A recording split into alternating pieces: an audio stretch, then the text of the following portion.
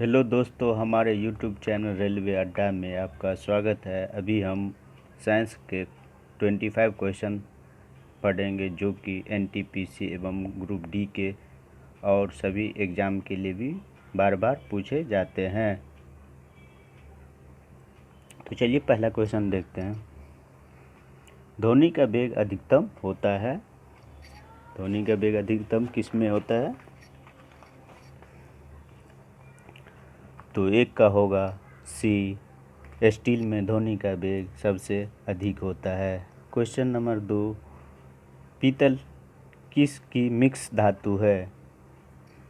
पीतल किसकी मिक्स धातु है?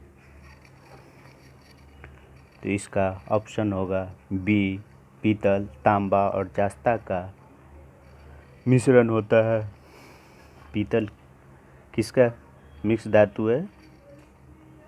तांबा और जस्ता का। क्वेश्चन नंबर 3, मानव नेत्र में उपस्थित रेटिना में रंगों में विभेद के लिए उपस्थित होते हैं। ऑप्शन ए में कोर, रैंडम, कॉर्निया, कोरैड। इसका आंसर होगा दोस्तों 3 का ए, कोर्स में। ऑप्शन ए कोर्स में होता है। मानव नेत्र में उपस्थित रेटिना में रंगों में विभेदों के लिए उपस्थित होते हैं, कोर्स में होते हैं। क्वेश्चन नंबर 4, आइरिस का क्या कार्य है? आइरिस का क्या कार्य है? ऑप्शन ए प्रतिबिंब बनाना, बी में ऑप्शन बी नेत्र लेंस की सुरक्षा करना, ऑप्शन सी पुतली के आकार को नियंत्रित करना, और ऑप्शन डी रेटिना पर बने उल्टे प्रतिबिंब को सीधा करना। तो इसका आंसर बताइए। तो 4 का आंसर होगा दोस्तों सी, पुतली के आकार को नियंत्रित करना। पुतली को आकार को नियंत्रित करता है। आइरिस का क्या कार्य है? पुतली के कार्य को नियंत्रित करता है। क्वेश्चन नंबर 5, त्वचा का रंग किसके कारण होता है? तो आप ऑप्शन देखिए। ऑप्शन ए में है एंजाइम, ऑप्शन बी में हार्मोन्स, ऑप्शन सी में एपिडर्मिस और ऑप्शन डी में है मेलानिन।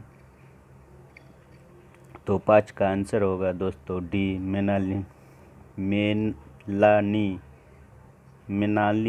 मेनाली के कारण होता है।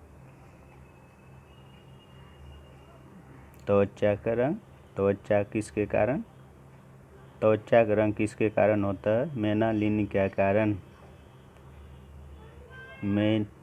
मेनालिनी के कारण होता है।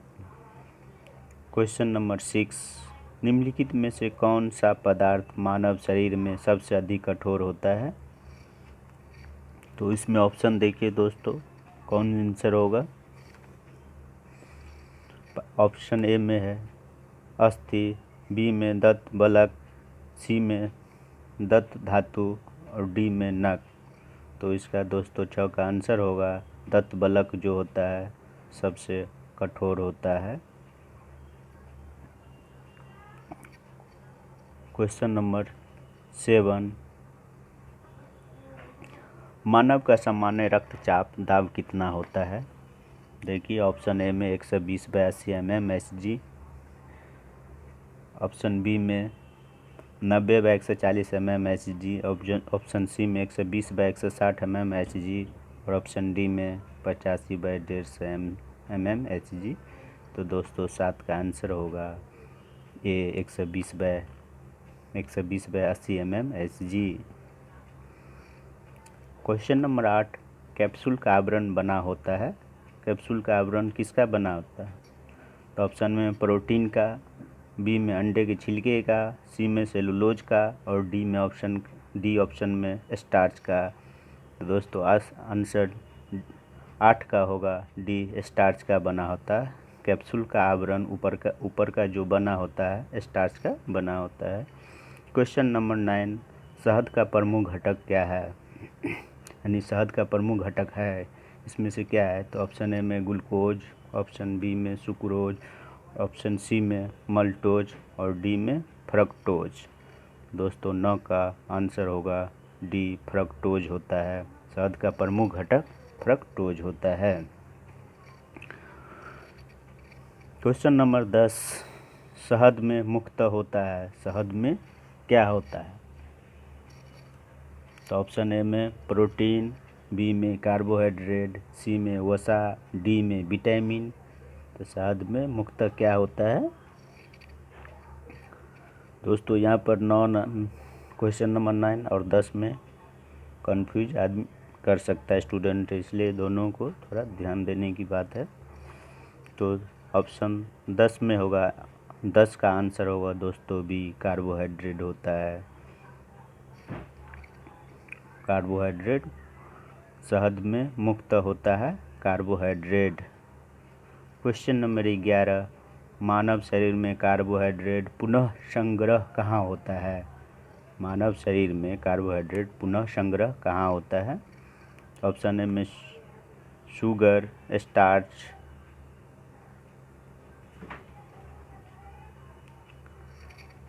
और मानव शरीर में, सॉरी दोस्तों, क्वेश्चन है मानव शरीर में कार्बोहाइड्रेट पुनः संग्रह होता है।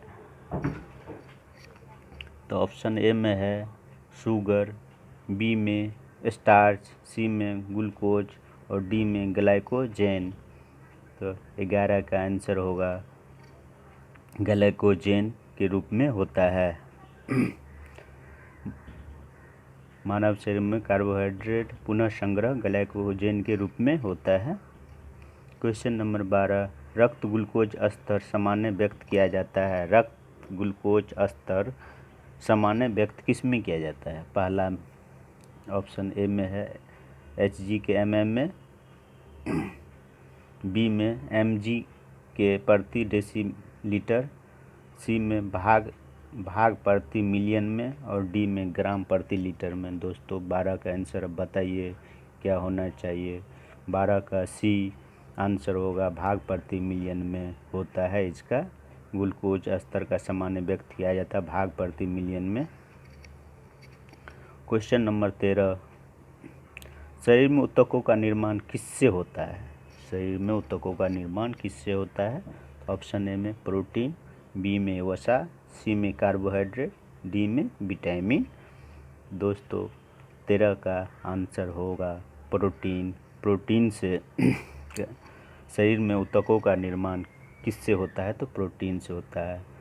ऊतकों का निर्माण शरीर में प्रोटीन से होता है, ऑप्शन ए।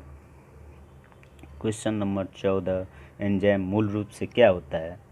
एंजाइम मूल रूप से क्या होता है? Carbohydrate, protein, lipid, amino acid. तो इसमें से कौन होगा आंसर? दोस्तों बताइए। आप इसमें स्कोरिंग कर सकते हैं। आपको तो लगता होगा बहुत हल्का हल्का क्वेश्चन है, लेकिन यही क्वेश्चन एग्ज़ाम में सस्पेंस होता है और क्वेश्चन आते हुए भी यह क्वेश्चन सस्पेंस में उल्टा सीधा आंसर मार के आता है, जो कि गलत हो जाता है। इसलिए थोड़ा ध्यान से इसे पढ़ के जाए, अच्छी से कंसेप्ट बना के जाए। तो दोस्तों 14 का आंसर होगा प्रोटीन का एंजाइम मूल रूप से क्या होता है? तो एंजाइम मूल रूप से क्या होता है? तो प्रोटीन होता है। क्वेश्चन नंबर 15, मानव शरीर में विटामिन ए संचित कहाँ होता है? मानव शरीर में विटामिन ए कहाँ संचित होता है?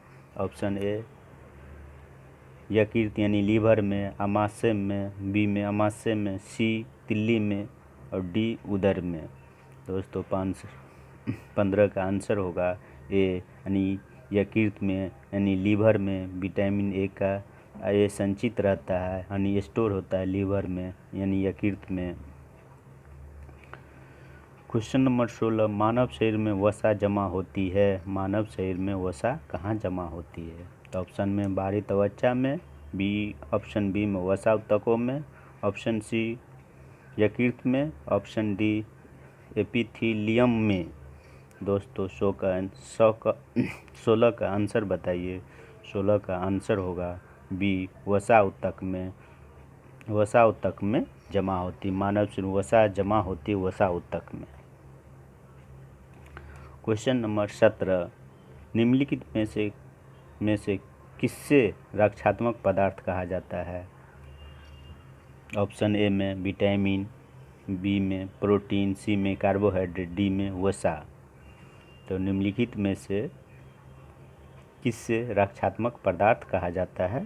तो 17 का आंसर होगा दोस्तों ए, विटामिन को रक्षात्मक पदार्थ कहा जाता है, जो कि शरीर के लिए बहुत महत्वपूर्ण होता है और बीमारी से लड़ने की क्षमता रखता है विटामिन। 18 का निमोनिया रोग से प्रभावित होने वाला शरीर का भाग है। निमोनिया रोग से कौन सा शरीर का भाग प्रभावित होता है? तो ऑप्शन ए में फेफड़ा, बी में छाती, सी में यकृत, डी में मस्तिष्क। तो दोस्तों 18 का आंसर बताइए।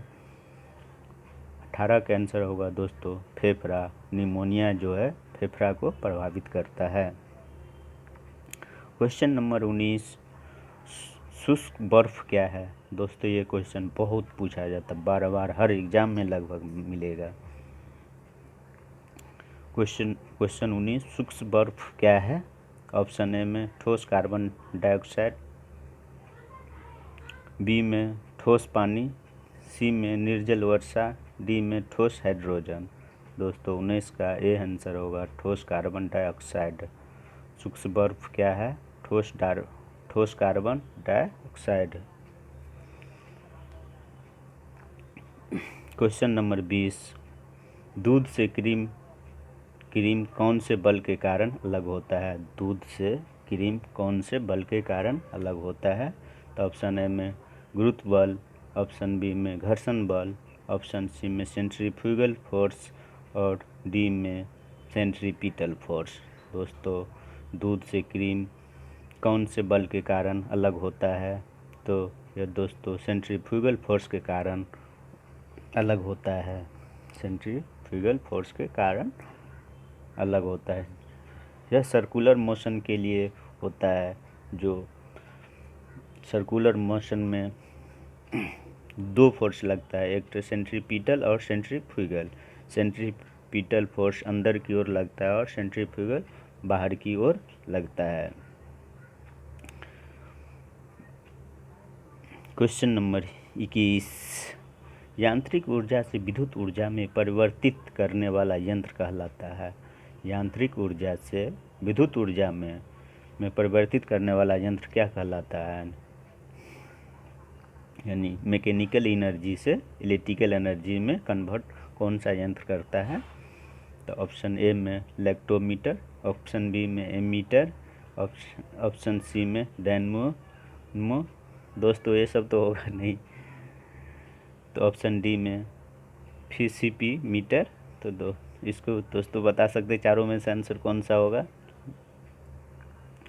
21 का आंसर होगा दोस्तों सी, डायनेमो।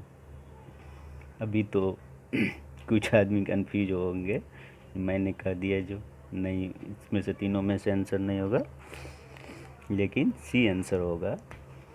मैंने इसे टेस्ट किया, चेक किया कि क्या कंफ्यूज होते हो आप लोग कि नहीं, लेकिन मैंने कंफ्यूज कर दिया। क्वेश्चन नंबर 22, कांच क्या है? कांच क्या है? तो ए में द्रव है, बी में ठोस है, सी में अति शीतित द्रव है, डी में पारदर्शक बहुलक है। तो कांच क्या है? कांच है अति शीतलित द्रव, यानी सी आंसर। कांच अति शीतित द्रव है। यह भी क्वेश्चन दोस्तों बहुत बार पूछा जाता है, जो बहुत आदमी कंफ्यूज करता है, इसे भी ध्यान में रखें। क्वेश्चन नंबर 23, डूबते सूरज का रंग लाल होता है। डूबते सूरज का रंग लाल क्यों होता है? तो ऑप्शन ए में परावर्तन से, बी में परिकिरण से, सी में निवर्तन से और डी में अपवर्तन से। दोस्तों 23 का आंसर होगा बी, परिकिरण के कारण यह लाल रंग दिखाई देता है। डूबते सूरज का रंग लाल होता है तो परिकिरण के कारण। क्वेश्चन नंबर 24, कौन सा कांच लेंस के लिए प्रयुक्त किया जाता है? कौन सा कांच लेंस के लिए प्रयुक्त किया जाता है? तो ऑप्शन ए में फ्लिट कांच, बी में मृदु कांच, सी में कठोर कांच और ऑप्शन डी में पायरेक्स कांच। दोस्तों लेंस के लिए फ्लिंट कांच का प्रयोग किया जाता है। लेंस के लिए फ्लिंट कांच का प्रयोग किया जाता है। क्वेश्चन नंबर 25, पेंडुलम घड़ी किस ऋतु में अक्सर तेजी से चलती है? यानी पेंडुलम की घड़ी किस समय सबसे ज़्यादा तेज़ी से चलता है? तो ऑप्शन देखिए, गर्मी, शीतल, बसंत, वर्षा, किस में सबसे ज़्यादा चलता है? तो शीतकाल में, यानी ठंडा काल में सबसे तेज़ी से चलता है, क्योंकि उस समय में जो है उसका लंबाई घट जाता है और स्पीड उसका बढ़ जाता है। ठंडी के कारण उसका लंबाई सिकुड़ता है और वह तेज़ी से चलता है। जबकि गर्मी में लंबाई बढ़ता है, तो जब भी लंबाई बढ़ेगा तो स्लो चलने लगता है।